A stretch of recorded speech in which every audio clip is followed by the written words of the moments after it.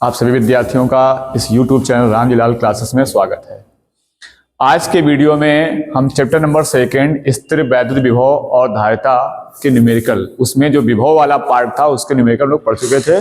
आज उसी के आगे जो धारिता के न्यूमेरिकल हैं संधारित्र के, उन न्यूमेरिकलों की चर्चा करते हैं। तो आइए कुछ न्यूमेरिकल सॉल्व करेंगे, संधारित्र के कुछ बेसिक्स शुरुआत करेंगे। पहला न्यूमेरिकल दिया गया है, लिखा गया है पारे की 27 एक समान बूंदों में प्रत्येक को 10 वोल्ट तक आवेशित किया गया है। बात यहां हो रही पारे की 27 छोटी छोटी बूंदें हैं और प्रत्येक को, हर एक बूंद को 10 वोल्ट तक आवेशित किया गया है। यदि इन बूंदों को मिलाकर एक बड़ी बूंद बनाई जाए तो बड़ी बूंद पर विभव कितना होगा। हमेशा क्वेश्चन को सॉल्व करते समय हमेशा बताते हैं हम आपको कि प्रश्न को सबसे अच्छे से पढ़िए, हो सके 2 बार प्रश्न को अच्छे से पढ़िए। पढ़ने के बाद प्रश्न में क्या पूछा गया और दिया क्या गया इसे फोकस करते हैं और उसी के अकॉर्डिंग हम लोग फॉर्मूला यूज करते हैं। फिर कैसे सॉल्व करना है जरा समझिएगा। पारे के 27 एक समान बूंदें हैं। कितनी बूंदें हैं? 27। हमेशा बूंदों में जो बूंदों वाले सवाल होते हैं उनमें संख्या घन में दी होती है। क्यों दी होती है बताएंगे भी आगे। जैसे 8 2 का घन होता है, 27 3 घन है, 64 दिया हो सकता है, 1000। अक्सर ऐसी बातें होती हैं। ये आपने क्लास 11th में भी प्रश्न तनाव वाले चैप्टर में बूंदों के सवाल पढ़े होंगे। अब इनको प्रत्येक को 10 वोल्ट तक आवेशित किया गया है। यदि इन बूंदों को मिलाकर एक बड़ी बूंद बनाई जाए तो बड़ी बूंद पर कितना विभव हो जाएगा। उसने बड़ी बूंद पर विभव पूछा है। अब विभव का जो फार्मूला होता है वो होता है V बराबर 1/4 पाई एप्सिलॉन नॉट Q/R। ये विभव का एक फार्मूला होता है। तो इसके लिए हमें आवेश और आय दूरी की जरूरत पड़ेगी, क्योंकि हम 1/4 पाई एप्सिलॉन नॉट जानते हैं, कांस्टेंट वैल्यू होती है। तो Q और R चाहिए होता है हमें। Q क्या है? आवेश जो बूंद पर होगा, और R क्या होगी? दूरी या बूंद की त्रिज्या होगी। तो हम एक काम करते हैं, पारे के 27 छोटी बूंदें हैं, उनको मिलाकर के एक बड़ी बूंद बनाई गई है। तो हम मान लेते हैं कि माना प्रत्येक छोटी बूंद की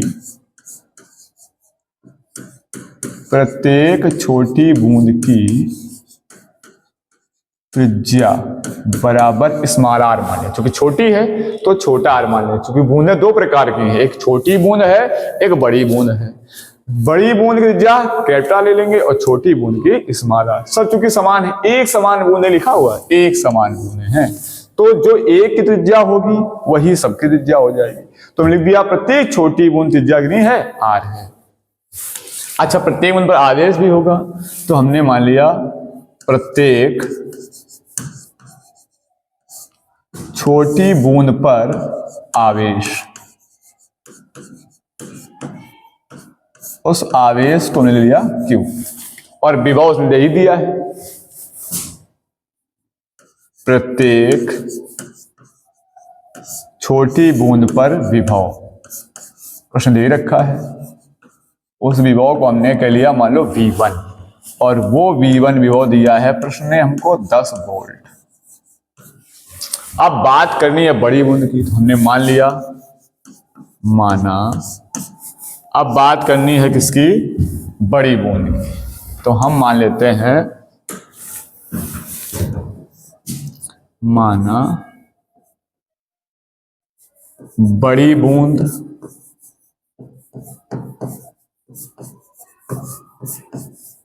की त्रिज्या है वो हमने कह ली कैपिटल R है, जो बड़ी बूंद है।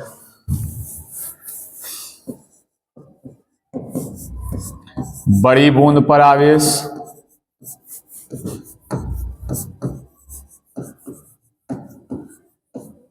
वो हमने मान लिया कैपिटल Q।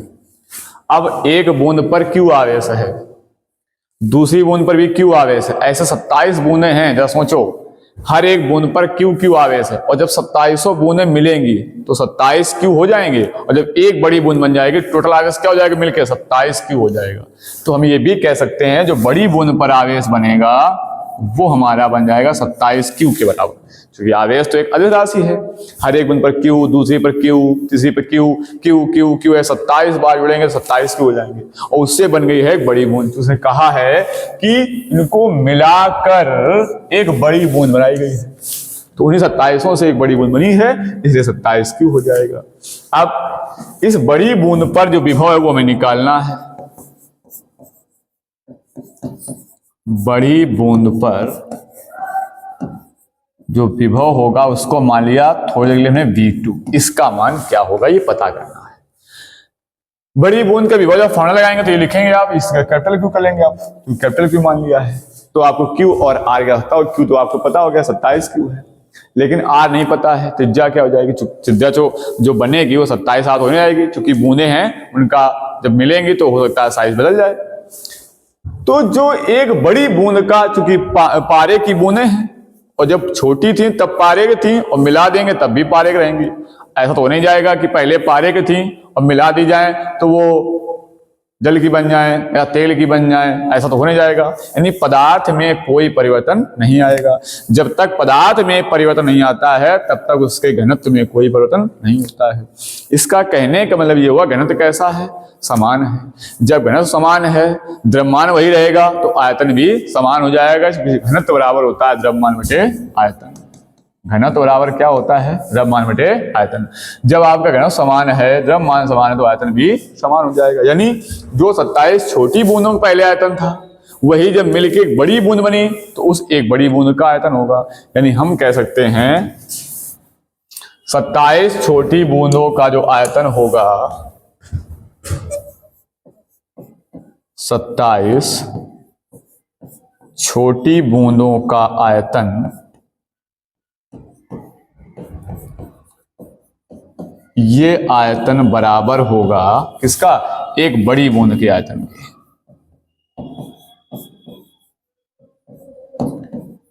एक बड़ी बूंद का आयतन। बूंद कैसी है, गोल। बूंदें कैसी होती हैं, गोल।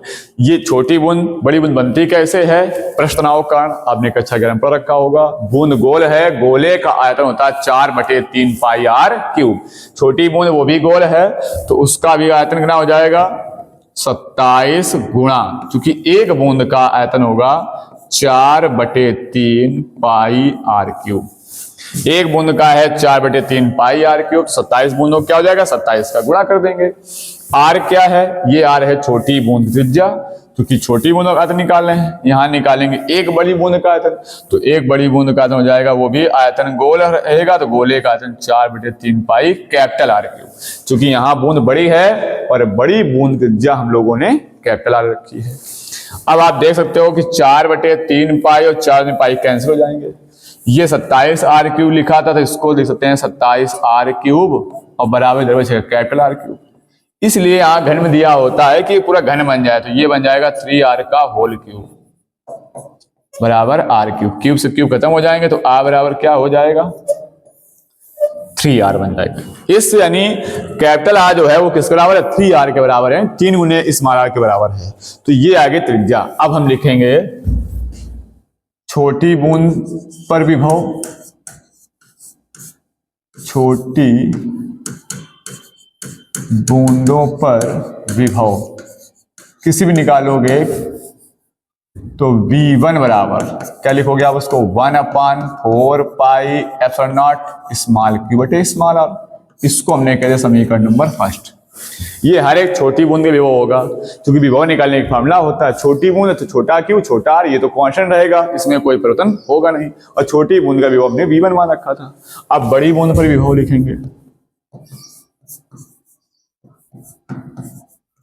बड़ी बूंद पर विभव, उसको हम लोग V2 कह देंगे। तो V2 बराबर, ये तो कांस्टेंट वही रहेगा, 1/4 पाई एप्सिलॉन नॉट। बड़ी बूंद पर आवेश कैपिटल क्यू और त्रिज्या उसकी कैपिटल आर हो गई है। क्यू का मान हम लोग पता कर चुके हैं, 27 क्यू है, और कैपिटल आर की वैल्यू भी पता हो चुकी है, 3r रख देंगे यहाँ पे। तो V2 बराबर हो जाएगा 1/4 पाई एप्सिलॉन नॉट। कैपिटल क्यू का मान है 27 क्यू और कैपिटल आर की वैल्यू आई है 3 स्मॉल आर, तो यहां रख देंगे 3r। तो 3 से कैंसिल, 3 और 27 हो जाएगा। तो ये लिख सकते हो आप V2 बराबर 1/4 पाई F0 2Q/R, सॉरी 2 नहीं 9Q, 9Q/R। ये इक्वेशन नंबर हो गई सेकंड। अब दोनों का डिवाइड करें तो V2 वैल्यू मिल जाएगी। कैसे लिखेंगे? समीकरण फर्स्ट डिवाइड बाई सेकंड से, तो क्या हो जाएगा? V1/V2, चूंकि बाएं पक्ष डिवाइड करेंगे तो V1/V2 बराबर दाएं पक्ष, इसका दाएं पक्ष लिखेंगे 1/4 पाई F0 Q/R divide by 1/4 pi F0 9Q/R। तो ये 1/4 पाई F0 कैसे हो जाएगा? और यहां से आप देखोगे तो Q/R कट जाएगा, बचेगा क्या? V1/V2 बराबर ये 1 बार आ जाए तो आ जाएगा बाहर गुणा अंदर गुणा 1/9। और V1 की वैल्यू आपको दी गई प्रश्न में 10 वोल्ट, छोटी बूंद पर वो दिया गया था 10 वोल्ट, डिवाइड बाई V2 बराबर 1/9। तो V2 बराबर 10/90 वोल्ट। यानी अब बड़ी बूंद पर जो आया वो कितना आ गया? 90 वोल्ट। हर एक छोटी बूंद पर वो था 10 वोल्ट, और जो इससे बड़ी बूंद बनी उस पर वो हो गया 90 वोल्ट।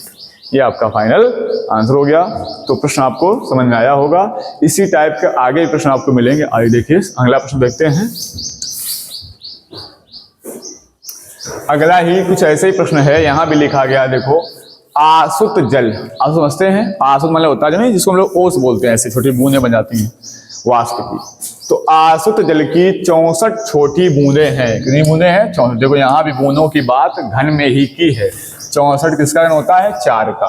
तो 64 छोटी बूंदें, प्रत्येक की त्रिज्या 0.1 मिलीमीटर है। अब की बात त्रिज्या जो हम मान रहे थे ना स्मॉल आर, हमें भी माने थे कि माना, ऐसा माना था। तो अब आपको माना नहीं है। अब ये बात सुने दे रखी है, अब सुने बात दे रखी है। तो अब क्या लिखेंगे हम लोग? लिखेंगे 64 छोटी बूंदों में 64 छोटी बूंदों में प्रत्येक की त्रिज्या। क्यों प्रत्येक त्रिज्या लिख दिया? क्योंकि सारी की सारी बूंदें समान हैं। सब बूंदें कैसी हैं? समान होंगी, इसलिए त्रिज्या बराबर स्मॉल आर। और उस स्मॉल आर का मान प्रश्न लिखा है 0.1 मिलीमीटर। अगर मिलीमीटर से बचना चाहते हो 0.1, 1 मिलीमीटर का मान होता है 10⁻³ दशमलव से भी बचना चाहते हो तो ये पॉइंट हटाओगे, यहाँ एक आध बढ़ जाएगी, तो आप लिख सकते हो 1 × 10⁻⁴ मीटर। अब कहा उसने तथा इस पर आवेश 2/3 × 10⁻12 कूलाम है, मिलकर एक बड़ी बूंद बनाती है। बड़ी बूंद पर हो गया, सेम क्वेश्चन हो गया। इस पर आवेश भी दिया है तथा आवेश प्रत्येक की बात कर रहा है, प्रत्येक छोटी बूंद पर आवेश, प्रत्येक छोटी बूंद पर आवेश, उसको आप लिखेंगे स्मॉल क्यू। और इस क्यू की वैल्यू प्रश्न में दे रखी है 2/3 × 10⁻12 कूलाम। और इस बड़ी बूंद का उसने विभव पूछा है। तो चलते हैं बड़ी बूंद पर, मान लेते हैं इसकी, माना बड़ी बूंद की त्रिज्या बराबर कैपिटल आर और बड़ी बूंद पर आवेश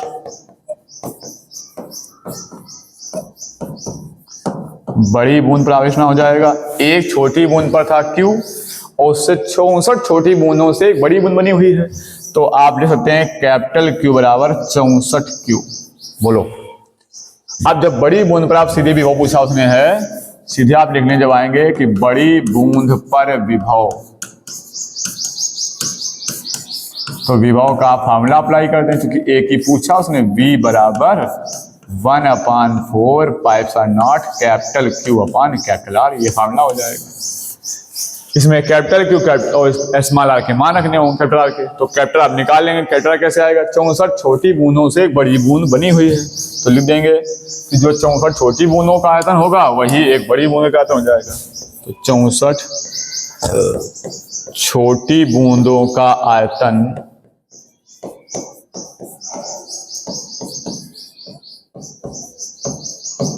बराबर होगा एक बड़ी बूंद का आयतन। सेम कहानी है पिछले प्रश्न जैसी।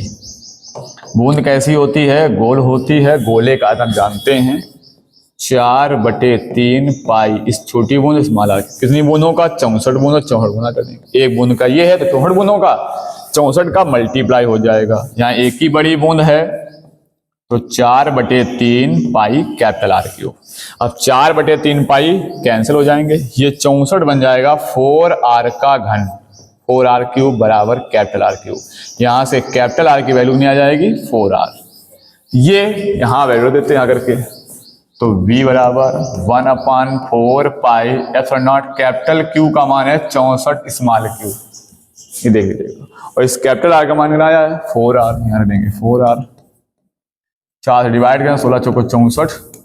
V यहाँ वैल्यू देखें, इसकी वैल्यू होती है 9 गुणा 10 घाते 9 गुणा 16। Q का मान आपको दिया गया ये 2/3 गुणा 10 घाते -12 डिवाइड बाई R। और R की जो वैल्यू है, स्मॉल r की वैल्यू पसंद रखी है 1 गुणा 10 घाते -4। इसका आप कैलकुलेशन करेंगे और आंसर हमें कमेंट बॉक्स में जरूर बताएंगे, कर लेंगे। तो इस प्रकार से दोनों लगभग एक टाइप के प्रश्न थे, हमने आपको बताया। अब चलते हैं अगले प्रश्न की ओर।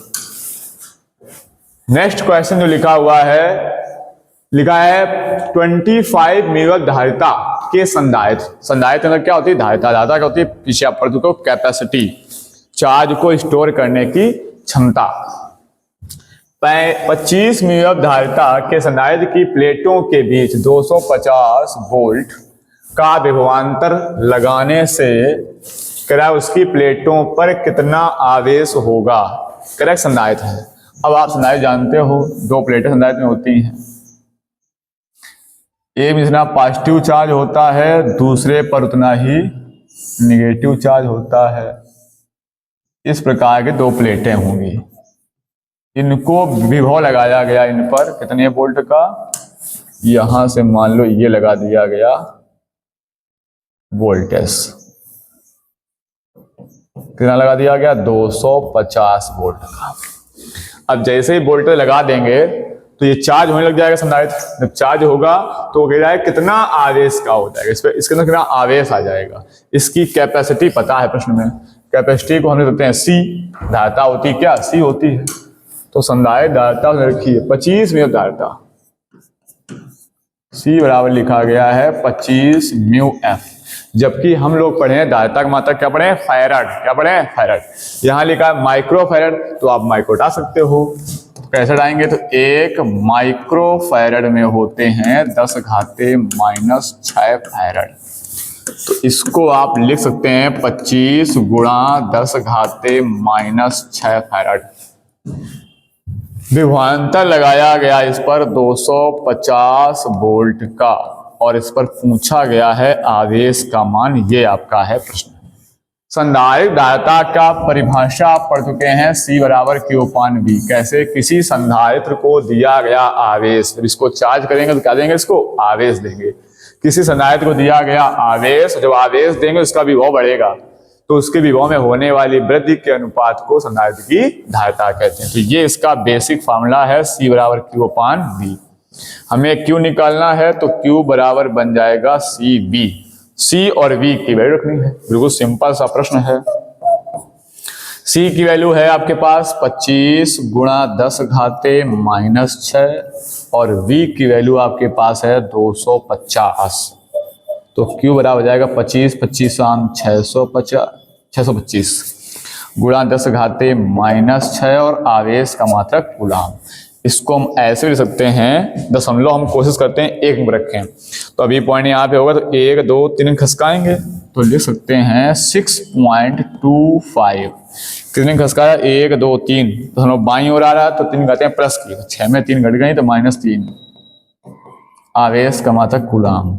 अब ये जो आवेश आया है इतना ही आवेश पहली प्लेट पर होगा, इतना ही दूसरी प्लेट। फर्क क्या होगा, इस पर प्लस का होगा और इस पर उतना ही माइनस का होगा। ये संधारित्र में आप पढ़ चुके हैं। दोनों समान परिमाण के आवेश से आवेशित होती हैं, बट इनकी प्रकृति कैसी होती है, विपरीत। तो इसको आप ऐसे भी सकते हो, Q बराबर plus minus 6.25 into 10⁻³ coulomb. Plus minus का मतलब है पहली प्लेट पर इतना प्लस, दूसरी प्लेट पर इतना माइनस। या लिख सकते हो अलग से कि पहली प्लेट पर धन का इतना आवेश होगा और दूसरी प्लेट पर माइनस का इतना आवेश होगा। क्लियर? चलिए, प्रश्न बिल्कुल सिंपल था, समझ में आया होगा। चलते हैं अगले क्वेश्चन की ओर।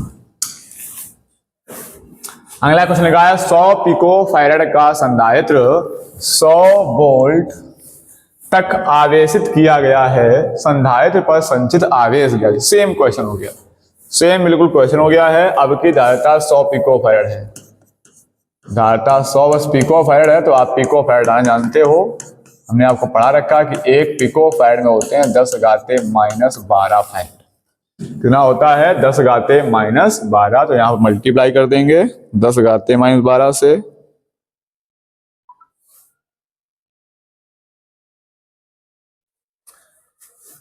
तो लिख सकते हैं क्या, 100 गुणा 10⁻⁻12 फैराड बन जाएगा। 2 0 2 घातें कम हो जाएंगी, तो लिख सकते हैं 10⁻⁻10 फैराड। ये क्या गई धारिता। 100 वोल्ट तक आवेश किया गया है, तो इस पर विभवांतर लगाया गया है 100 वोल्ट का। पूछा क्या है? आवेश पूछ रखा है। Q का मान क्या होगा? वही फॉर्मूला, संधारित्र धारिता C बराबर Q/V या Q बराबर CV।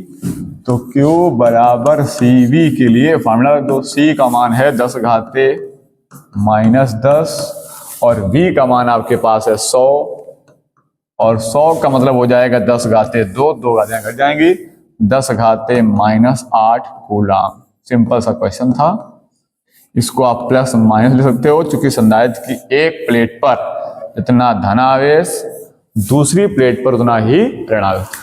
बिल्कुल नॉर्मल सा प्रश्न था, आपको समझ अच्छे से आया होगा, आप कर सकते हो। अगला क्वेश्चन देखते हैं। एक संधारित्र को 1000 वोल्ट से आवेशित करने पर वह 2 माइक्रो कूलाम आवेश ग्रहण करता है। संधारित्र धारिता क्या? थोड़ा सा चेंज करते हैं आपकी बात। अभी तक प्रश्नों में संधारित्र पर आवेश पूछ रहा था, अब कि उसने आवेश दे दिया कि भाई ये 2 माइक्रो कूलाम आवेश ग्रहण करता है, तो कह रहा है संधारित्र की धारिता क्या हो जाएगी। दिया क्या क्या है? उसने दिया है संधारित्र का विभव, विभव ने दिया हुआ है 1000 वोल्ट। इसको आप लिख सकते हैं 10⁻³ वोल्ट। और आवेश में ग्रहण करता है, आवेश Q, उसका मान दिया गया है 2 माइक्रो कूलाम। जबकि आवेश का मात्रक क्या होता है? कूलाम। तो माइक्रो उड़ा देंगे, तो 1 माइक्रोम हो जाएंगे 10⁻⁻6 कूलाम। क्या धारिता बताओ इसकी, C क्या हो गई? धारिता का फॉर्मूला, किसी संधारित्र को दिया गया आवेश तथा उसके विभव में होने वाली वृद्धि के अनुपात को संधारित्र की धारिता कहते हैं। इस फॉर्मूले में Q और V के मान अप्लाई कर दीजिएगा। Q का मान है 2 गुणा 10⁻⁻6 डिवाइड बाई V। V का मान 10⁻³ ऊपर ले जाइएगा तो माइनस का हो जाएगा, तो लिख सकते हो आप 2 गुणा 10⁻6, 3 माइनस के 9, धारिता का मात्रक फैराड। सिंपल सा प्रश्न है, अच्छे से आप लगा सकते हैं। चलते हैं आगे क्वेश्चन की ओर।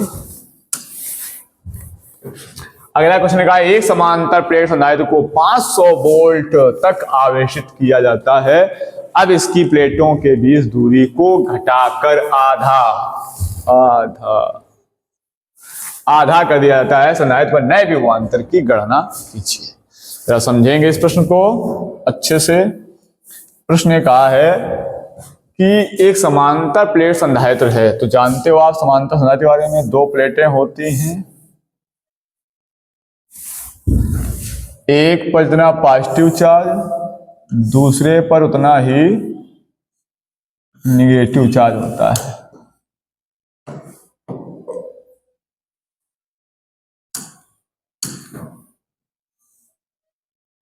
ये हो गई पॉजिटिव चार्ज की प्लेट, ये हो गई नेगेटिव चार्ज की प्लेट। अब इसको 500 वोल्ट तक आवेशित किया गया है, इसको क्या दिया गया है, वोल्टेज। यहां से मान लो वोल्टेज दे दिया, अभी इसको वोल्टेज दिया गया है 500 वोल्ट। ये प्लेटों के बीच की दूरी होती है d, और इसके अंदर बनेगी एक इलेक्ट्रिक फील्ड प्लस से माइनस की ओर, क्या बन जाएगी, इलेक्ट्रिक फील्ड। अब कह रहा है कि अगर इन प्लेटों की बीच की दूरी को घटाकर आधा कर दिया जाए, अब यही प्लेटें और पास पास कर दी जाएं, तब क्या होगा।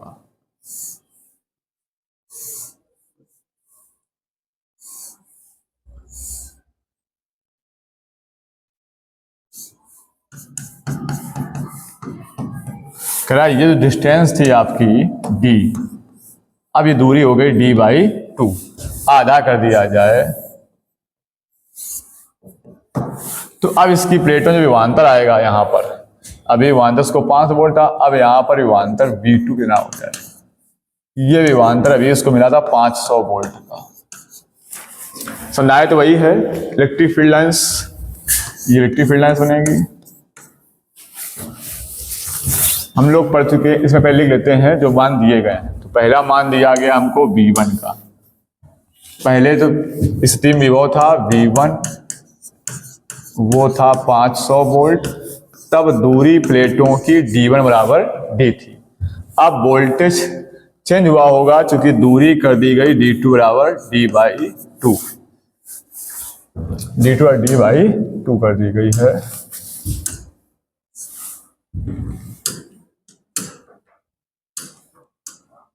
यार सही हो जाओ,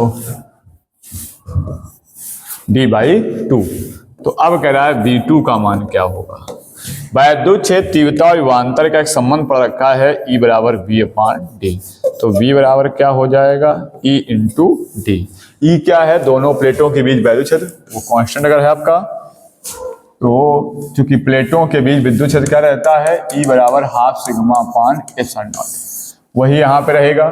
तो यहां से हो जाएगा V इज प्रोपोर्शनल D, तो कहते हैं V1/V2 बराबर D1/D2। और V1 का मान हमें दिया गया है 500, V2 का मान पूछा गया है, D1 D है और D2 हो गया है D/2, आधा कर दिया गया, ये D से D कर जाएगा, तो 500 बटे V2 दो ऊपर आ जाएगा, 200 काट दोगे 250 हो जाएगा, ये V2 एकम V2 बराबर 250। दूरी कम कर देने से अब जिसको विभवांतर आ पाएगा वो गिना जाएगा 250 वोल्ट आ पाएगा। ये आपका आंसर, जो नया विभवांतर होगा वो 250 वोल्ट हो जाएगा। चलते हैं अगले प्रश्न की ओर। एक धातु के गोले को जिसकी त्रिज्या 1 सेंटीमीटर है, 1 कूलम आवेश देने पर कितना विभव होगा। एक गोला है कह रहा प्रश्न,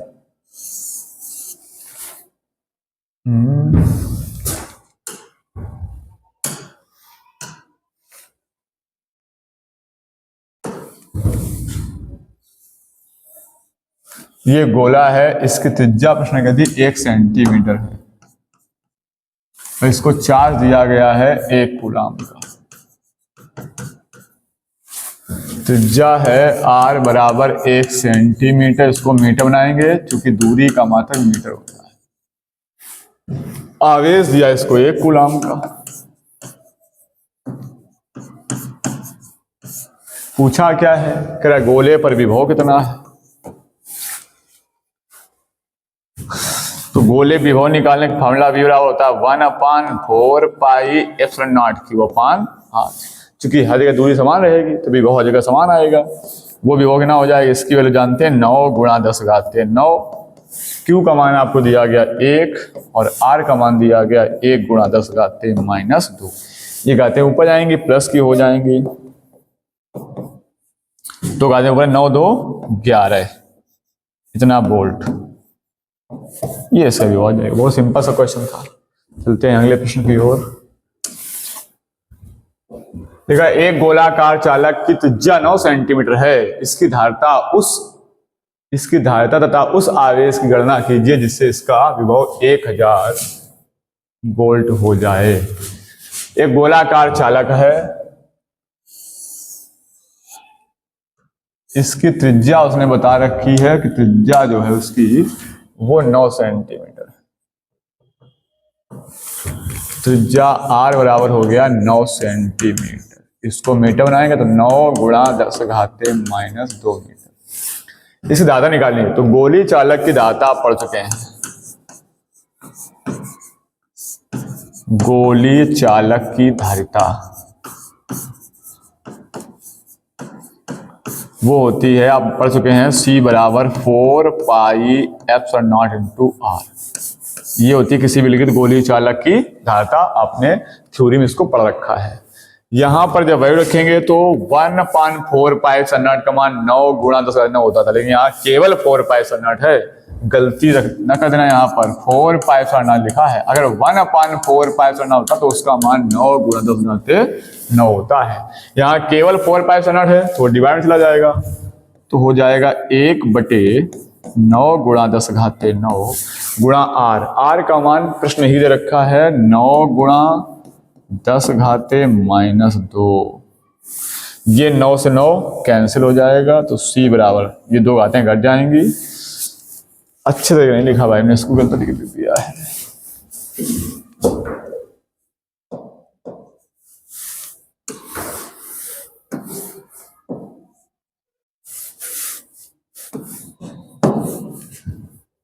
अरे भाई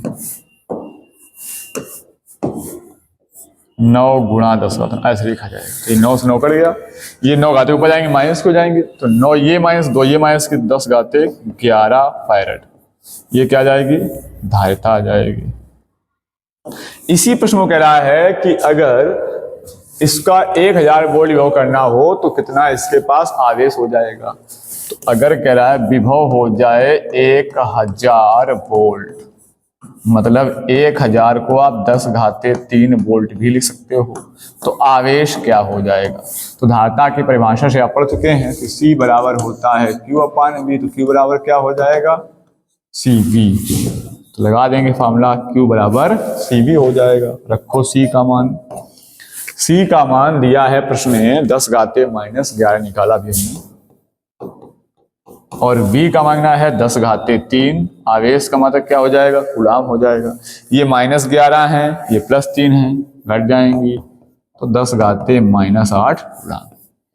ये आ जाएगा इस संधारित्र पर आवेश। क्लियर, चलते हैं प्रश्न की ओर। प्रश्न नंबर 9 लिखा है 1 फैराड वैद्युत धारिता वाले गोली चालक की धारिता त्रिज्या क्या पूछिए, त्रिज्या पूछिए। क्या दिया, 1 फैराड, हो सकता है 1 माइक्रो फैराड हो। चलो देखते हैं, एक ही ले लेते हैं। C बराबर 1 फैराड, क्या पूछिए, त्रिज्या पूछिए। गोली चालक की धारिता आपको पता है,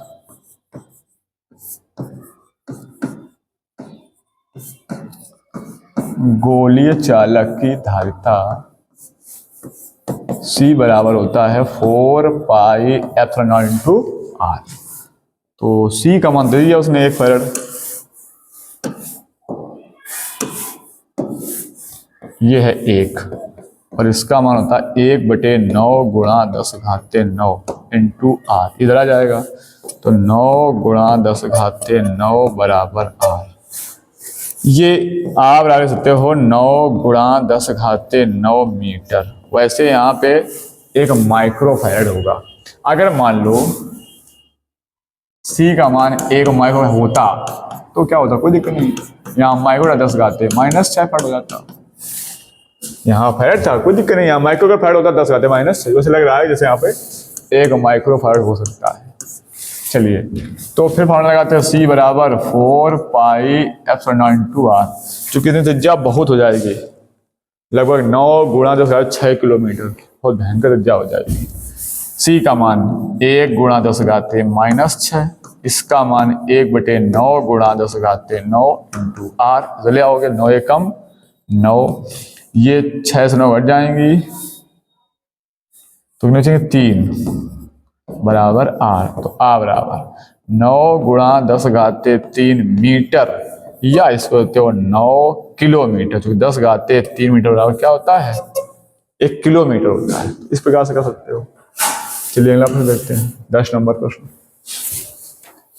लिखा है 100 वोल्ट बैटरी द्वारा 900 पिको फैराड, वोल्ट ना है 100 वोल्ट और धारिता कितनी है 900 पिको फैराड। धारिता संधारित्र को आवेशित किया जाता है, संधारित्र में कितनी स्थिर वैद्युत ऊर्जा संचित होगी। तो जो संधारित्र में ऊर्जा संचित होती है उसका आपने फॉर्मूला पढ़ रखा होगा। संधारित्र में संचित ऊर्जा U बराबर वो होती है हाफ CV²। यानी ऊर्जा प्राप्त करने के लिए आपको दो मानों की आवश्यकता होगी, C की और V की। ये फार्मूला आपको बता रहा है। C क्या है संधारित्र की धारिता है और V क्या है उस पर जो विभवांतर उत्पन्न होगा वो विभवांतर V का मान है।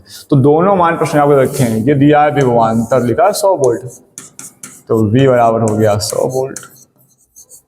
इधर रखी धारिता उसमें लिखा है 900 पिको फैराड धारिता, धारिता C हो गई 900 पिको फैराड। एक पिको फैराड में आप जानते हैं 10 घाते -12 फैराड होते हैं।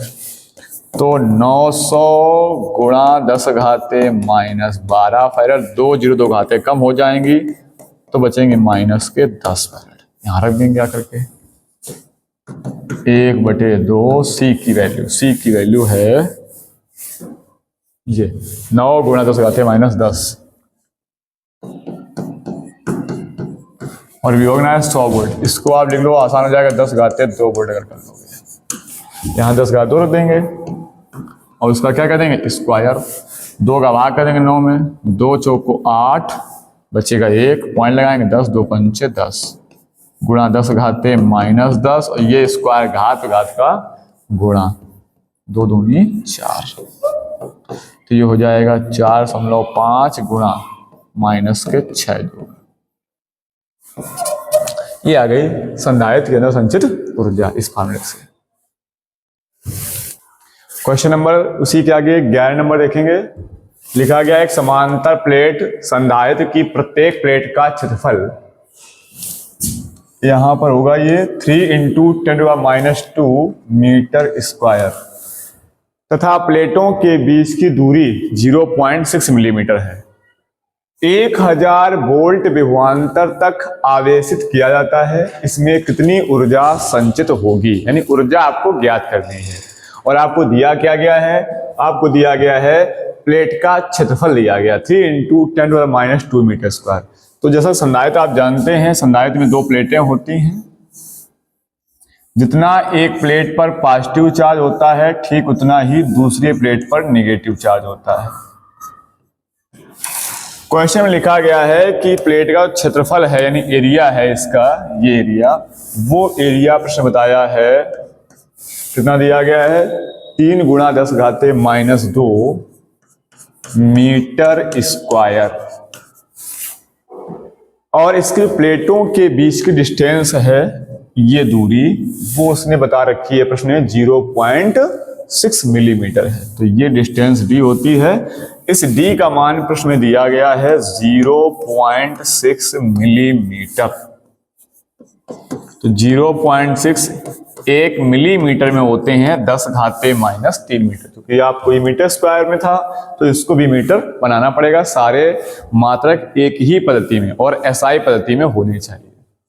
अगर आप पॉइंट से बचना चाहते हैं, कैलकुलेशन में कम प्रॉब्लम आए, इसलिए यहां से पॉइंट आओगे तो ये पावर माइनस की हो जाएगी। तो आप लिख सकते हैं 6 × 10⁻⁴ मीटर। ये हो गई प्लेटों के बीच की दूरी। अब कह रहा है 1000 वोल्ट तक इतना विभवांतर इसको दिया गया है, यानी इसको चार्ज किया गया है, इसको वोल्टेज दिया गया है 1000 वोल्ट का। ये हो गया इसका विभवांतर। कह रहा है इसमें कितनी ऊर्जा संचित होगी, पूछा क्या गया है, ऊर्जा पूछी गई है। अब कैसे निकालेंगे ऊर्जा, तो आप जानते हैं संधारित्र में जो ऊर्जा स्टोर होती है संधारित्र में संचित ऊर्जा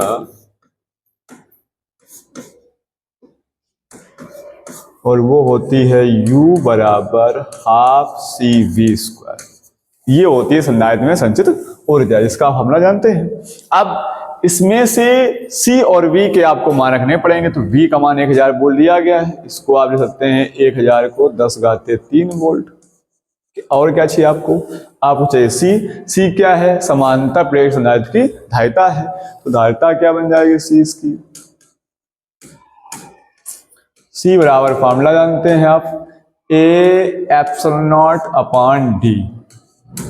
A की वैल्यू रखेंगे, ε0 की वैल्यू रखेंगे, D की वैल्यू रखेंगे, C की वैल्यू मिल जाएगी। क्या है A की वैल्यू लिखिए आपके पास में है 3 × 10⁻⁻² इंटू ε0 ना है 8.85 × 10⁻⁻12।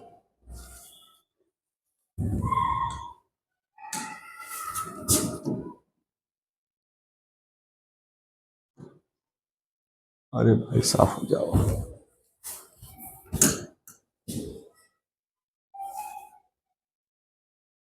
कहाँ चला गया भाई क्वेश्चन, आ गया। -12 और डिवाइड बाई कितना है D, और D की वैल्यू कितनी है, D की वैल्यू है 6 × 10⁻⁻4। डिवाइड करेंगे 3 दूनी 6 हो जाएंगे, 2 का यहाँ डिवाइड कर देंगे।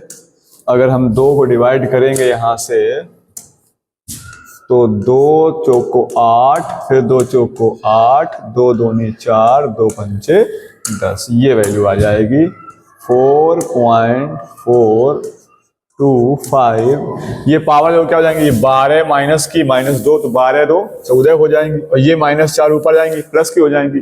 तो 14 से 4 जब घटा देंगे तो ना बचेगा यहाँ पे -10 फैराड।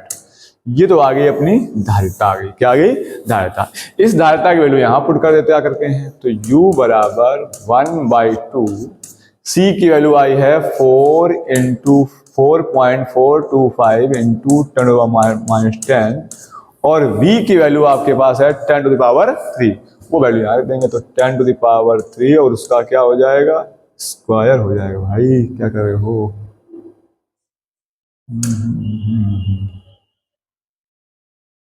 ये भाई इसका स्क्वायर हो गया। U बराबर 4 से इसको डिवाइड कर देंगे यहाँ से, तो 4 2 से 2 दूनी 4, 2 दूनी 4, 2 एकम 2, 2 दूनी 4, 2 पंचे 10, करीब आ जाएगा 2.2125 × 10⁻⁻10, और ये स्क्वायर हो जाएगा 3 दूनी 6, क्योंकि घात पर घात का गुणा होता है। तो U बराबर हो जाएगा 2.125 × ये -10, ये 6 माइनस कर देंगे 4 बचेंगे जूल। ये आपका आ जाएगा फाइनल आंसर, संधारित्र में संचित ऊर्जा। क्लियर, तो प्रश्न समझ में आया होगा आपको। चलते हैं अगले प्रश्न की ओर इसी प्रकार से।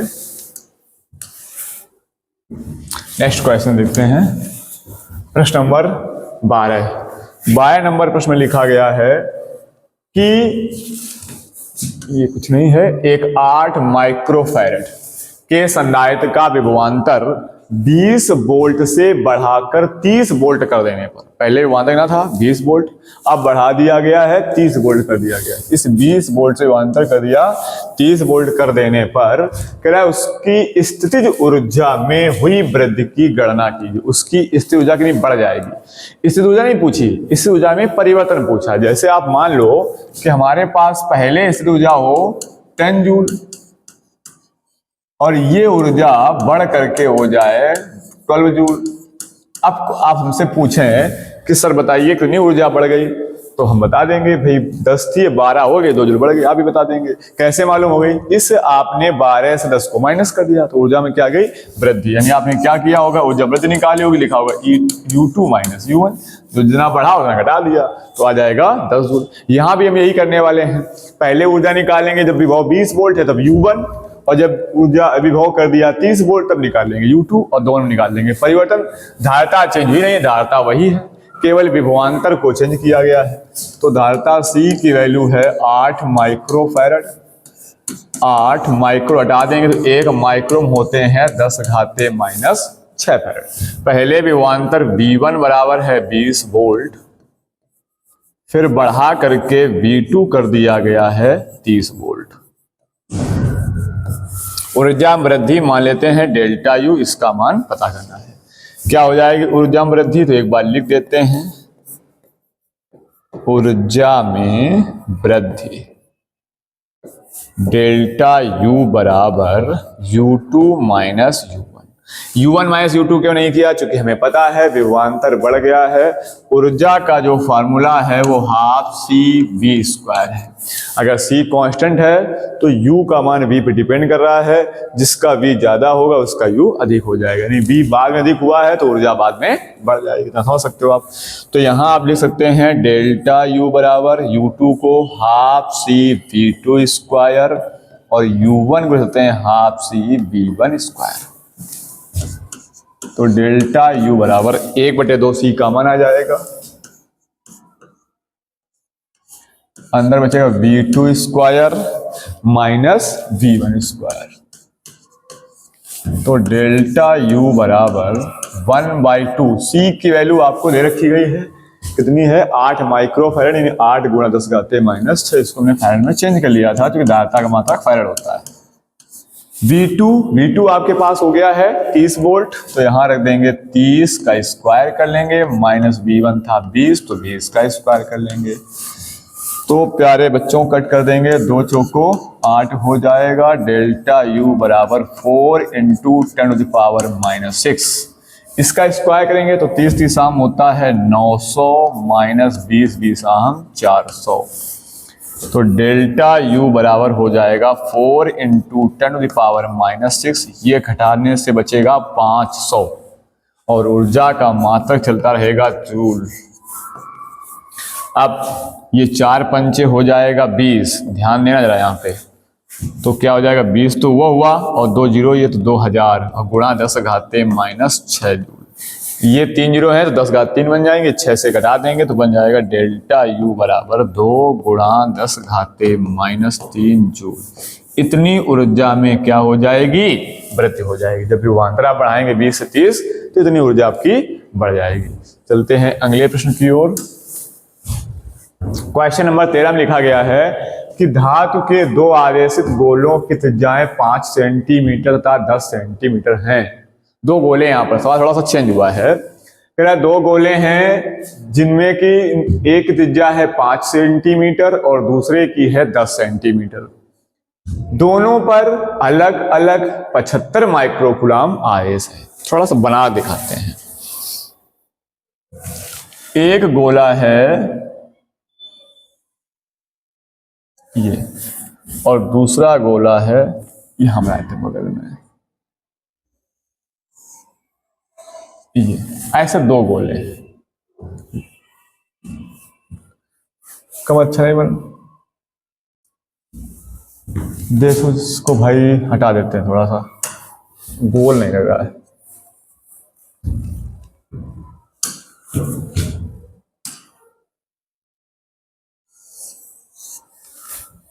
क्या करें, नहीं रहा सही से, चलो रहने दो,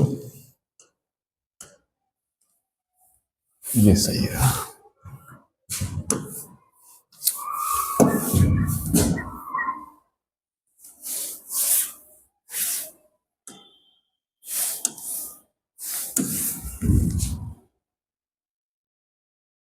अब कुछ ठीक है। तो एक गोला है 5 सेंटीमीटर त्रिज्या का, तो इसकी रेडियस हो जाएगी ये R1 मान लेते हैं जो भी है, और इसकी रेडियस R2, यानी उसने हमें R1 बराबर दिया है 5 सेंटीमीटर। इसको कहते हैं 5 × 10⁻⁻2 अगर मीटर बनाएंगे। और जो दूसरे गोले की त्रिज्या है गोले की वो R2 बराबर है 10 सेंटीमीटर। इसको हम लोग लिख सकते हैं 10 × 10⁻⁻2 मीटर। अब क्या कहा, दोनों पर अलग अलग 75 माइक्रोकूलम का आवेश है। इस पर भी 75 माइक्रोकूलम आवेश है, इस पर भी 75 माइक्रोकूलम आवेश है। यानी हम लोग लिख सकते हैं Q1 बराबर Q2 बराबर 75 माइक्रोकूलम। यहां से माइक्रो डाल देंगे तो बन जाएगा 75 × 1 माइक्रोन 10⁻⁻6 होगी बात। कह रहा है फिर आगे इसी में, किसी चालक तार द्वारा दोनों गोलों को जोड़ दिया जाता है। एक तार से दोनों गोलों को जोड़ देना है, तो एक तार लिया इसे और इस दोनों चालकों को जोड़ दिया। अब जोड़ देंगे तो क्या होगा, तो इसमें से जिसका विभव ज्यादा होगा वो कम वाले को ट्रांसफर होगा। आपने पढ़ रखा होगा अनिष्ट विभव में, विभव ट्रांसफर होता जाएगा। मान लो पहले इसका विभव था V1, इसका था V2, लेकिन अब जोड़ने के बाद दोनों का विभव हो जाएगा V समान। वही पूछा उसने, देखो फर्स्ट नंबर, जोड़ने के पश्चात गोलों का उभयनिष्ठ विभव ज्ञात करना। क्या कहते हैं आपको, उभयनिष्ठ विभव। अब अगर उभयनिष्ठ विभव की बात की जाए तो उभयनिष्ठ विभव का एक फॉर्मूला हम लोग पढ़ के आए हैं। क्या होता है उभयनिष्ठ विभव का फॉर्मूला, आपको याद होना चाहिए। V बराबर कुल आवेश बटे कुल धारिता, Q1 प्लस Q2, ये दोनों चालकों का कुल आवेश हो गया बटे कुल धारिता C1 प्लस Q2। ये है उभयनिष्ठ विभव का फॉर्मूला। हमें Q1 और Q2 की वैल्यू पता है। अगर C1 और C2 और पता हो जाए तो इनके मान रखने से हम उभयनिष्ठ विभव निकाल सकते हैं। तो कैसे निकलेगा C1 C2, इस गोले चालक की धारिता हो जाएगी, इसकी धारिता C1 बन जाएगी, इसकी धारिता C2 बन जाएगी। तो लिखेंगे हम यहां से पहले गोले की धारिता, पहले गोले की धारिता आप पढ़ चुके हैं, किसी विलगित गोली चालक धारिता होती है वो C बराबर 4 पाई एप्सिलॉन नॉट R1। क्या होती है, 4 पाई एप्सिलॉन नॉट R1। तो C1 बराबर, चूंकि धारिता वैसे होती है 4 पाई एप्सिलॉन नॉट R, लेकिन पहले गोले की है तो उसकी त्रिज्या हमने R1 मान रखी है, इसलिए यहाँ पे हो जाएगा R1। अगर वैल्यू रखेंगे तो इस 4 पाई एप्सिलॉन नॉट का मान अगर आपको याद हो तो 1/9 इंटू 10⁹, गलती से 9 गुणा 10 का 9 देना, क्योंकि 1/4 पाई एप्सिलॉन नॉट का मान होता है 9 गुणा 10⁹, और यहाँ क्या है, केवल 4 पाई एप्सिलॉन नॉट है। तो इसको डिवाइड करके ऐसे रिवर्स कर देंगे तो इसका जो इनवर्स आएगा वो ये वैल्यू आ जाएगी इंटू R1, और R1 का वैल्यू आप लिख चुके हैं पहले 5 इंटू 10⁻², 5 गुणा 10⁻²। तो इसको लिखा जा सकता है 5 एकम 5 बटे 9 गुणा, ये घाते 9 ऊपर जाएंगे तो 9 और 2 -11। धारिता का यूनिट क्या होता है, फैरड। ये धारिता अपनी आ गई, कौन सी आ गई धारिता, ये आ गई C1। पहले गोली चालक की धारिता C1 आपको मिल गई। अब निकालेंगे दूसरे गोली चालक की धारिता। दूसरे गोले की धारिता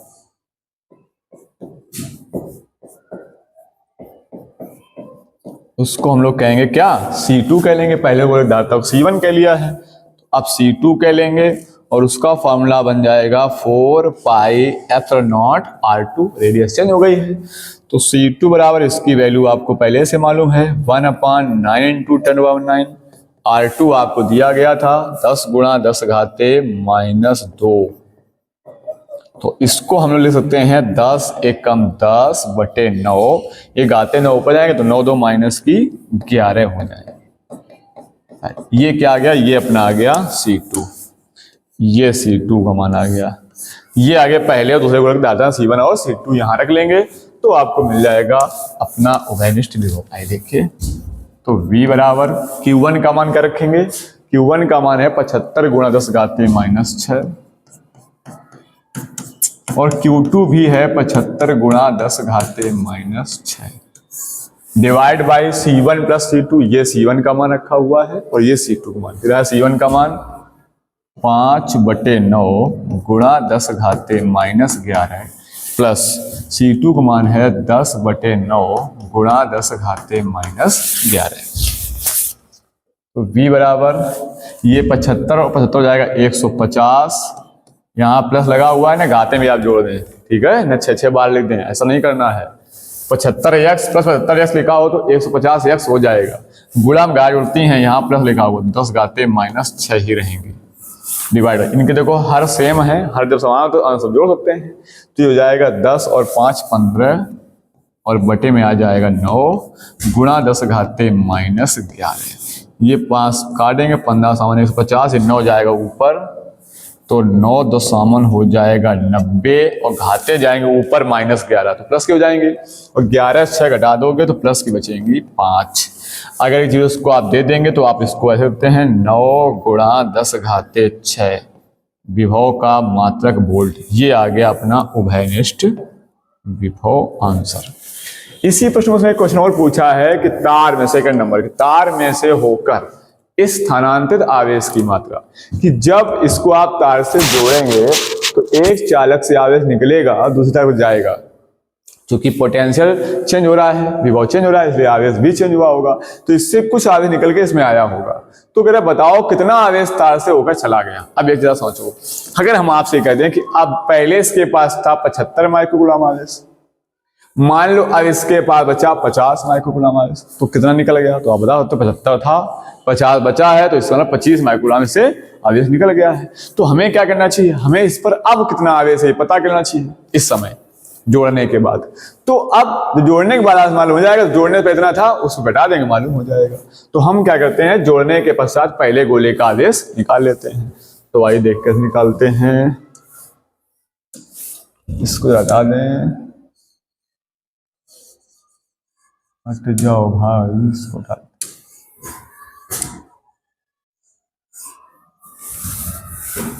तो आइए देख लेते हैं, यहां पर है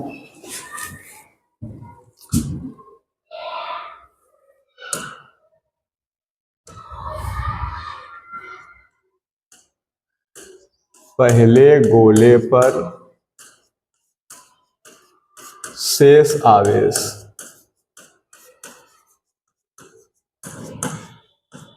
शेष आवेश की मात्रा। अब बचा कितना आवेश, तो उसको हम मान लेते हैं Q1 डैश। क्या मान लेंगे? Q1 dash. पहले Q1 आवेश था, अब हो जाए Q1 डैश। कैसे पता चलेगा? आवेश निकालने का फॉर्मूला होता है Q बराबर CV धातक फॉर्मूले से। तो जब Q निकालना है, C और V चाहिए। C क्या पहले गोले की बात हो, धातक C1 हो जाएगी।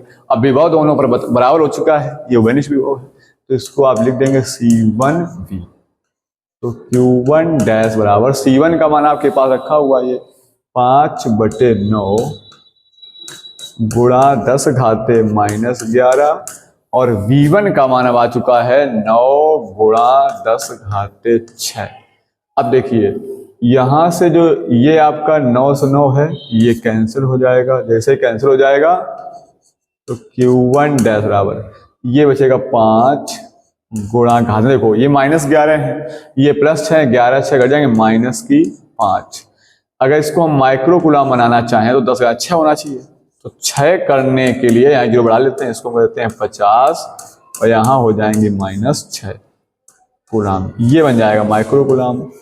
तो Q1 डैश हो जाएगा 50 माइक्रोकूलम। अब इतना आवेश बचा, तो तार में से होकर कितना आवेश गया होगा, तो लिखेंगे तार से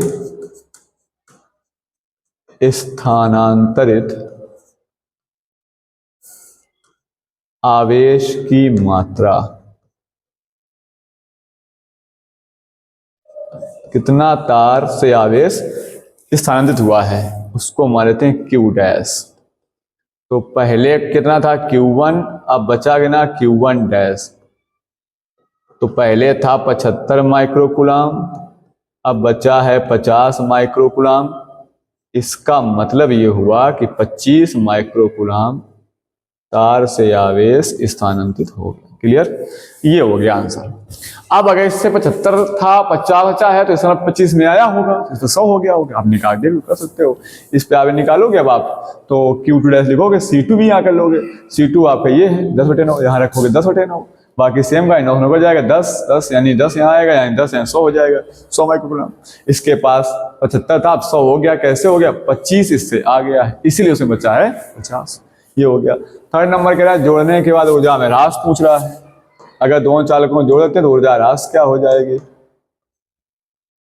ऊर्जा ह्रास का एक आपने फॉर्मूला पढ़ रखा होगा। ऊर्जा ह्रास का फॉर्मूला होता है U बराबर 1/2 C1 V1 माइनस V2 का whole square upon C1 plus C2। यानी ये आपको फॉर्मूला लगाना है। तो C1 C2 चाहिए, V1 V2। C1 C2 मान आपको ये पता दिए गए हैं, C1 और C2। V1 V2 क्या है निकालने पड़ेंगे। कैसे निकाल पाओगे V1 आप? तो V1 निकालने के लिए आप लगा देंगे Q1 अपान C1, और V2 निकालेंगे आप Q2 अपान C2 से। तो ये आपके V1 V2 हो जाएंगे, C1 C2 आपको मान पता है, यहाँ वैल्यू रख दोगे और आप इसको हल कर लोगे तो ये आपका आंसर निकल आएगा। इतना आप कर सकते हो। तो इस टाइप से भी प्रश्न को आप लगा सकते हो। चलते हैं नेक्स्ट क्वेश्चन की ओर। अगला प्रश्न क्या कहता है जो देखते हैं।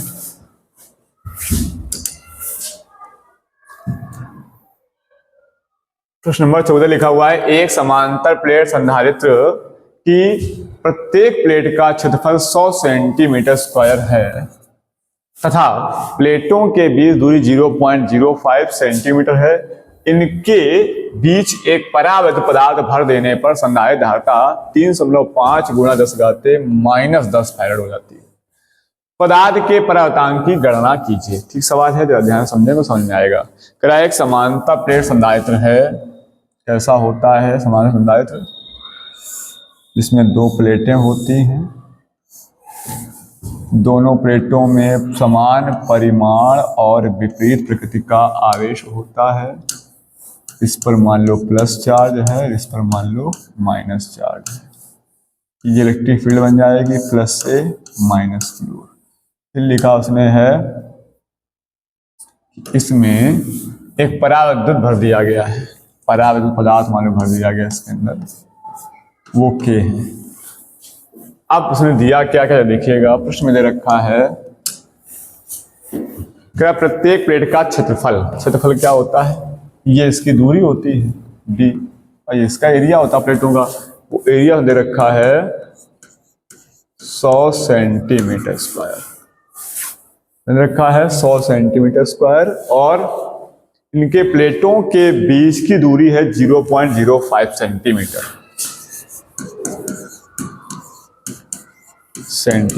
एक काम करते हैं, ये दोनों सेंटीमीटर चेंज करते हैं तो आपको पता होगा कि 1 सेंटीमीटर में होते 10⁻⁻2 मीटर।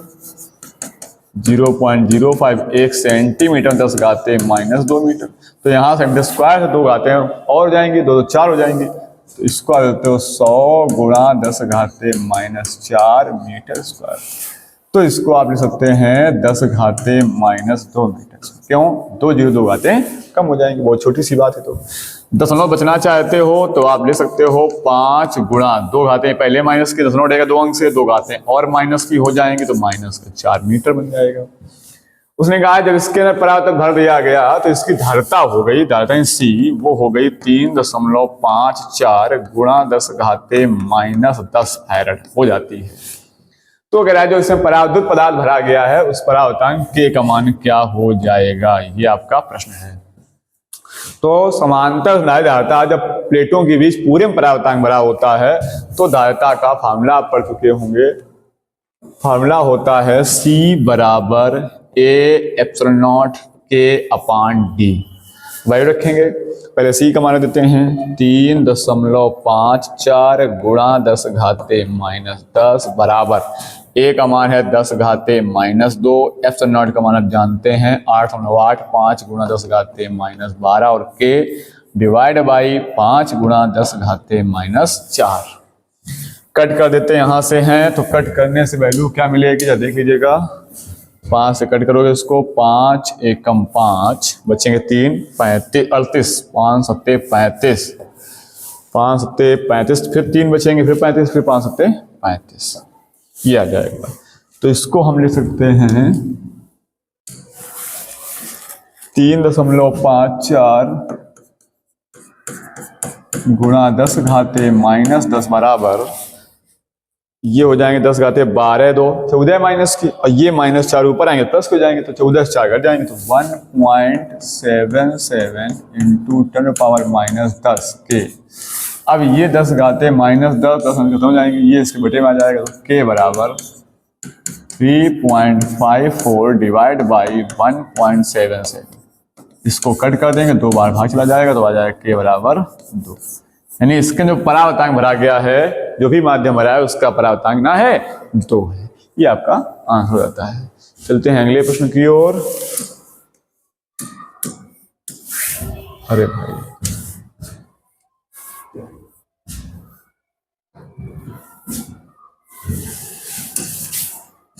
प्रश्न नंबर 15 लिखा गया है एक वायु संधारित्र की धारिता जो है, किसकी? वायु संधारित्र, यानी संधारित्र वायु भरा हुआ है। वायु संधारित्र,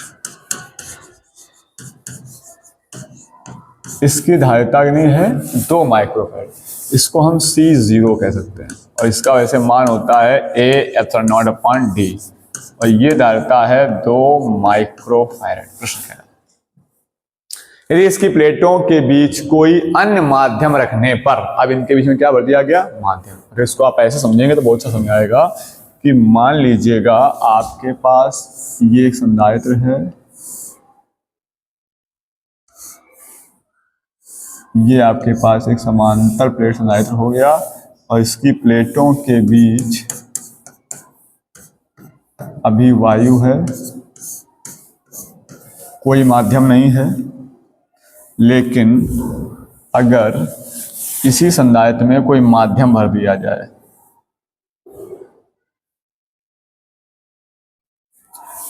अभी इसमें अगर भर दिया जाए माध्यम,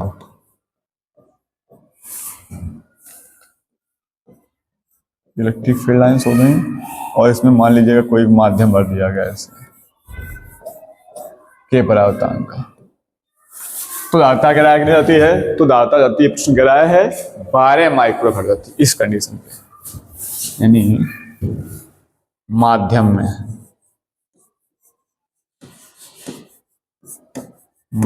में धारिता C बराबर वो होती वैसे है A एप्सिलॉन नॉट के अपॉन D, वो धारिता हो जाती है 12 माइक्रोफैराड। तो कह रहा है उस माध्यम के परावर्तांक की गणना करो, उस माध्यम का परावर्तांक जो होगा वो K का मान क्या हो जाएगा, ये प्रश्न है आपका। 2 कंडीशन है, एक वायु कंडीशन है, एक परावर्तांक कंडीशन है। तो आप देख सकते हो सीधे अगर इन्होंने संबंध निकालोगे, दोनों डिवाइड करेंगे तो K से बचे केवल बाकी epsilon not upon D, epsilon not upon D cut जाएगा। तो इनको हल करने सीधे से फॉर्मूला आता है C अपॉन C नॉट बराबर K। हमें K का मान निकालना है, तो K बराबर C का मान है, तो C का मान है 12 माइक्रोफैराड, C का मान है 2 माइक्रोफैराड, 2 छंग 12, बिल्कुल हलवा सवाल हो गया। ये आ गया परावर्तांक 6, जो भी माध्यम भरा गया होगा उसका परावर्तांक ना हो जाएगा 6 हो जाएगा। ठीक है, चलते हैं अगले क्वेश्चन की ओर। 16 नंबर क्वेश्चन सवाल, ठीक है, ध्यान से पढ़ेंगे तो समझ में आएगा। लिखा है किसी समांतर प्लेट संधारित्र की प्लेटों के बीच विभवांतर 200 वोल्ट है, प्रत्येक प्लेट का क्षेत्रफल 100 वर्ग सेंटीमीटर है और उनके बीच दूरी 1 मिलीमीटर है। इनके बीच एक माध्यम वायु हो तो संधारित्र द्वारा लिए गए आवेश का परिगणन कीजिए। और यदि प्लेटों के बीच 2.5 परावर्तांक का माध्यम हो तो इतने ही आवेश के लिए विभवांतर क्या हो जाएगा। यानी पहले इसके पास विभवांतर है वायु की कंडीशन पे कितना 200 वोल्ट है, जब वायु में है कोई माध्यम नहीं, 0 माध्यम, और इसकी प्लेटों का क्षेत्रफल है संधारित्र की वो कितना है 100 वर्ग सेंटीमीटर या 100 सेंटीमीटर स्क्वायर का। अभी हमने पीछे क्वेश्चन में सेंटीमीटर स्क्वायर हटाया था, तो 1 सेंटीमीटर स्क्वायर में होते हैं 10 घाते -4 मीटर स्क्वायर। 2 0 2 घाते यहाँ कम हो जाएंगे तो A बराबर हो जाएगा 10 घाते -2 मीटर स्क्वायर। कह रहा है प्लेटों के बीच दूरी 1 मिलीमीटर है, दूरी D वो है 1 मिलीमीटर, इसको बना लेंगे हम लोग मीटर, तो 1 मिलीमीटर में होते हैं 10 घाते -3। यदि इनके बीच का माध्यम वायु हो, अभी माध्यम कैसा है वायु है, तो संधारित्र द्वारा लिए गए आवेश का परिकलन कीजिए। तो जब वायु में है तो आवेश Q0 हो जाएगा। अब धारिता का फॉर्मूला होता है C बराबर Q पान B, तो C बराबर Q पान B से अगर आप निकालोगे तो ये Q बराबर क्या हो जाएगा CV। जब ये वायु में है तो यहाँ भी Q0, यहाँ C0, यहाँ V0 हो जाएगा। C क्या है, C0 का मान निकाल लेंगे। C0 होता है A epsilon not upon D। चाहो तो वैल्यू यहाँ निकाल लो पहले, तब रख दो जाकर, या सीधे यहाँ वैल्यू लीजिएगा epsilon not upon D, direct गुणा कर सकते हो। तो आप ऐसे सकते हो Q0 बराबर ये लिख लोगे C0 का मान A epsilon not upon D into V0। रखिए वैल्यू, एक की वैल्यू है 10⁻⁻2 और एप्सिलॉन नॉट का मान 8.85 गुणा 10 घाते -12। V0 का मान 200 डिवाइड बाई डी का मान है कितना भाई, डी का मान है 10 घाते -3 है। तो क्यू नॉट बराबर ये गुणा कर लेंगे 885 दूनी 1770, गुणा देखो जरा ध्यान से, 2 घाते ही बन जाएंगे प्लस के, 12 तो 14 है, 3 ही ऊपर आएंगे, 3 2 5 तो 14, तो ये हो गई माइनस की, कौन सी 12 2 14, 3 ही ऊपर आए प्लस की और 2 जीरो ये होते थे, तो 10 घाते 5 हो जाएंगे। तो इसको आप ले सकते हो 17.7 गुणा 14 से 5 घटा तो -9 कूलाम, ये ले सकते हो आंसर। या 10 घाते -9 कूलाम को आप ले सकते हो नैनो कूलाम, कह सकते हो नैनो कूलाम, ये आंसर हो जाएगा।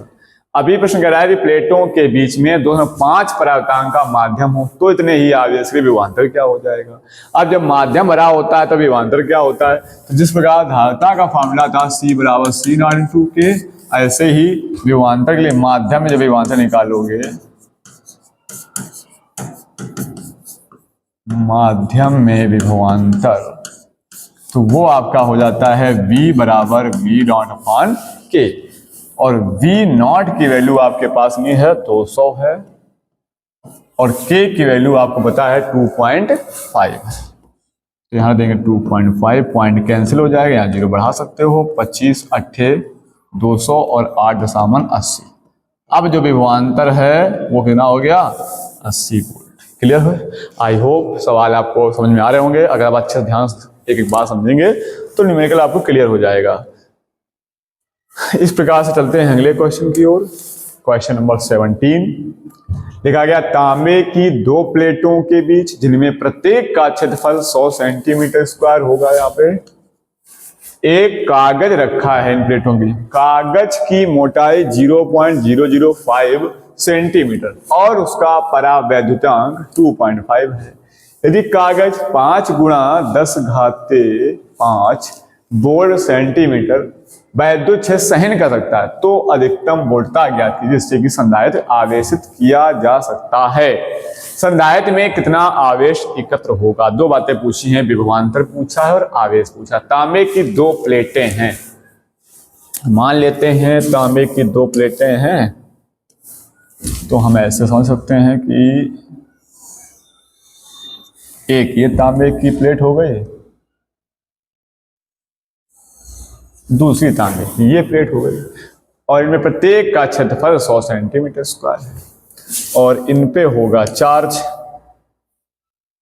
इन पे होगा चार्ज, मान इस पे ये प्लस, इस पे ये माइनस, तो इन पे बनी होगी इलेक्ट्रिक फील्ड। इलेक्ट्रिक फील्ड बनने के बाद क्या हुआ, इनके इसमें भर दिया गया कागज और उसकी मोटाई 0.05 पूरे भर दिया कागज में, तो कागज भर देते हैं, ये भर दिया गया कागज इतने में, और इस कागज की जो मोटाई है वही डिस्टेंस बन जाती है d। इसको आप d कह सकते हो या इसको t कह सकते हो, वो है 0.005 सेंटीमीटर।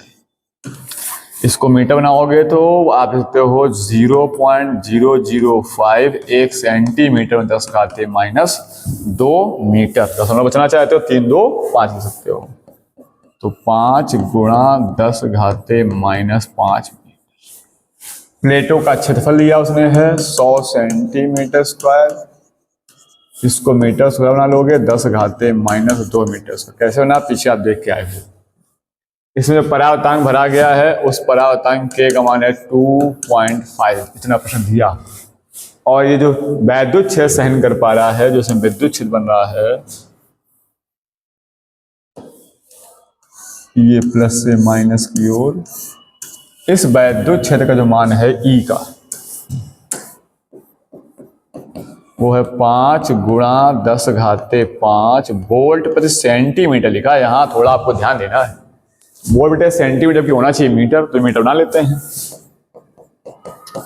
5 × 10⁻5 वोल्ट पर -2 मीटर बन जाएगा, 2 घाते ऊपर ले जाएंगे तो सकते हैं 5 × 10⁻5 2 7 वोल्ट प्रति मीटर, ये हो जाएगा वैद्युत क्षेत्र।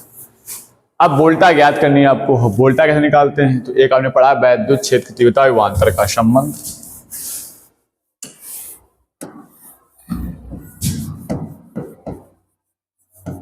वैद्युत क्षेत्र की तीव्रता एवं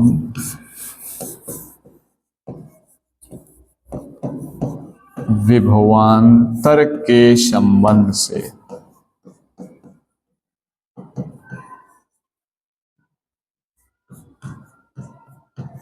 वो संबंध आने पर रखा है। क्या होता है? E बराबर V अपान टी। अगर आपको V चाहिए तो V बराबर हो जाएगा E इंटू डी, और E और D आपको मान रखे गए हैं।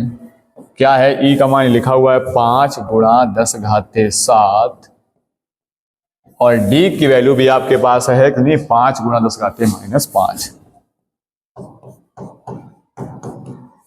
इसको अगर आप सॉल्व करते हैं तो देखो 5 25 हो जाएगा, गुणा घाते हैं +7 है, -5 है, 10 घाते बचेंगे 2, और इसको आप सकते हो क्या, 10 का 2 100, तो 2500, और विभवांतर का मात्रक होता है वोल्ट। ये आपका हो जाएगा आंसर। क्लियर?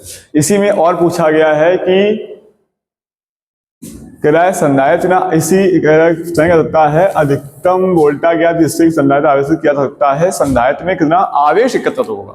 अब आवेश चाहिए उसको क्या चाहिए? आवेश। तो आवेश से निकालेंगे। तो आवेश के लिए आप जानते हो धारिता का फार्मूला क्या होता है? C बराबर Q अपान V। तो Q बराबर क्या हो जाएगा? CV। V आप निकाल चुके हैं। फार्मूले बहुत जरूरी है। देखिए, अगर आपको फार्मूला आता है तो मान लीजिए आपके लिए सवाल चाहे वो गणित का हो या फिजिक्स का हो, बहुत ही आसान हो जाता है, क्योंकि सब कुछ सूत्र ही है। जैसे लोगों की तपस्या में मंत्र बहुत जरूरी हैं, ऐसे ही पढ़ाई में आपके सूत्र बहुत जरूरी हैं। अगर सूत्र आप हैं आपके पास तो आपको सीधे रास्ता मिल जाता है। जैसे मंत्रों में शक्ति होती है कि महामंत्र जहि विषय ब्याल के, मेटई कठिन कुवंक बाल के। महामंत्रों में इतनी शक्ति होती है कि वे आपके जो कठिन से कठिन समस्याएं हैं उनको भी हल कर सकते हैं, आपके किस्मत को बदल सकते हैं। उसी प्रकार से ये जो फार्मूले आपके हैं, ये फार्मूले भी आपके फिजिक्स को या मैथ जो भी आप पढ़ते हैं उसके सारे सिस्टम को आपको अच्छे से समझा सकते हैं और बढ़िया रास्ता दे सकते हैं। आइए देखिए, तो Q बराबर CV। C आपके पास क्या लिखोगे? C आपके पास तो है नहीं, तो आप निकाल लेंगे A एप्सिलॉन नॉट। अब यहाँ K आ जाएगा क्योंकि माध्यम भर दिया गया है, D इंटू V। तो Q बराबर A। एक दिन आपके पास है वो लिखा हुआ है 10 घाते -2, एप्सिलॉन नॉट का मान 8.85 गुणा 10 घाते -12, K का मान 2.5 डिवाइड बाई D वही मोटाई 5 गुणा 10 घाते -5, और क्या बचा रखने को? V बचा। V आप निकाल चुके हैं, वो आया है 2500। इसको अगर आप सॉल्व करेंगे तो Q की वैल्यू आपकी आ जाएगी। कुछ आप भी करिए और हमें इसका आंसर कमेंट बॉक्स में जरूर बताइएगा। ठीक है, तो ये आपका हो गया 17 नंबर प्रश्न। आपको सवाल समझ आया होगा। अगर आप अच्छे समझ रहे होंगे तो पूरी बात आपको क्लियर हो रही होगी। चलते हैं अगले क्वेश्चन की ओर। क्वेश्चन नंबर 18, इसमें लिखा गया एक समांतर प्लेट संधारित्र की प्लेटों का व्यास 8 सेंटीमीटर है, प्लेटों के बीच वायु भरी है। यदि इस संधारित्र की धारिता 100 सेंटीमीटर त्रिज्या के गोले की धारिता के समान हो तो इनकी प्लेटों के बीच की दूरी गणना कीजिए। अब यहाँ दो चीजें हैं, एक आपके पास समांतर प्लेट संधारित्र है और एक गोली चालक है। अगर दोनों की धारिताएं बराबर हैं तो प्लेटों के बीच दूरी क्या है? अब समांतर प्लेट संधारित्र कैसा है? उसकी प्लेटों का व्यास दिया गया है। क्या दिया गया है? प्लेटों का व्यास। तो एक हम बनाते हैं समांतर प्लेट संधारित्र, ऐसा ना ताकि व्यास दिखे आपको, ऐसा इस प्रकार की है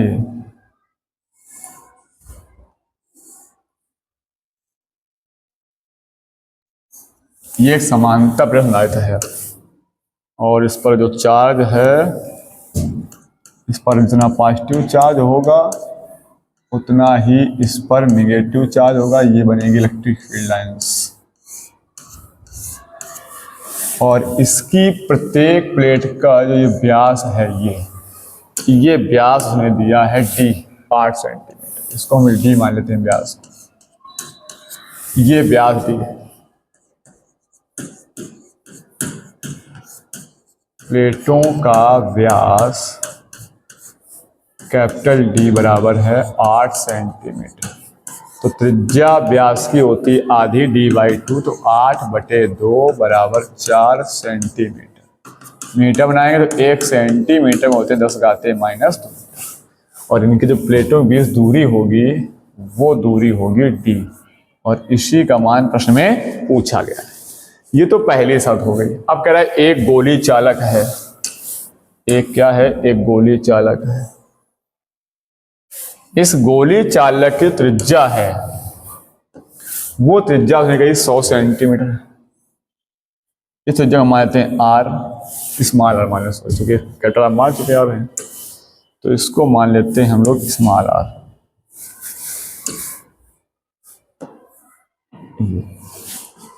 लिख लेते हैं यहां पर हैं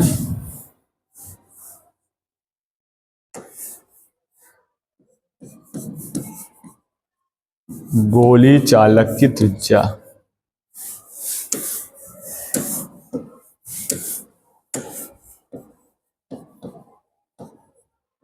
गोली चालक की त्रिज्या, उसको हमने कहा स्मॉल आर, और उसका मान प्रश्न दिया गया है 100 सेंटीमीटर।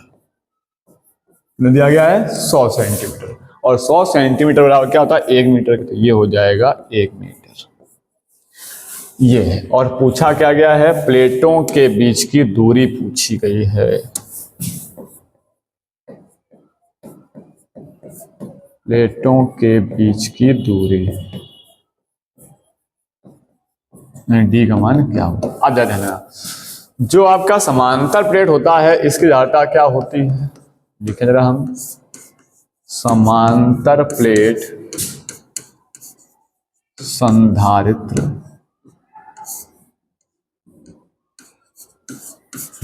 की धारिता, वो आपने पढ़ रखी है।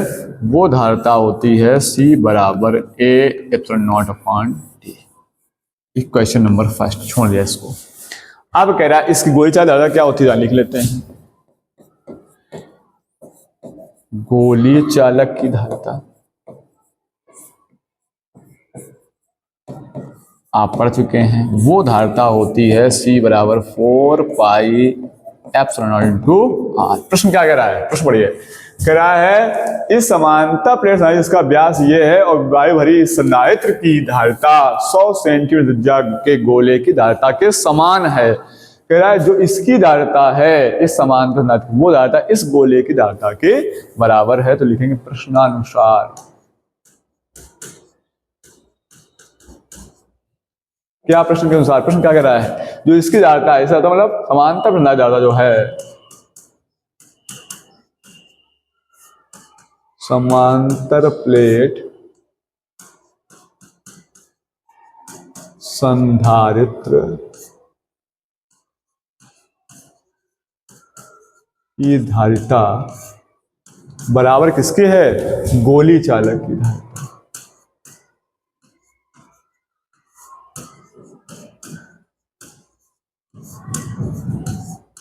गोलीय चालक की धारिता।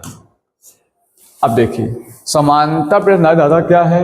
वायु में है तो A epsilon not upon D है। गोली चालक धारिता क्या है? 4 pi epsilon naught into R है।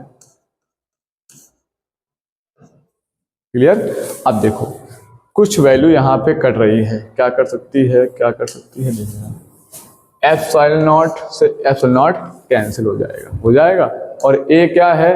ए है इस प्लेटों का क्षेत्रफल, तो ये क्षेत्र हो जाएगा पाई आर स्क्वायर। इस त्रिज्या हमने कैपिटल मानी है तो कैपिटल देंगे, पाई स्क्वायर अपॉन डी बराबर 4 पाई इंटू आर। अब देखिए यहाँ से एक पाई कट जाएगा, ये पाई से पाई कैंसिल हो जाएगा, बचा क्या? देख लीजिए जरा बचता क्या है।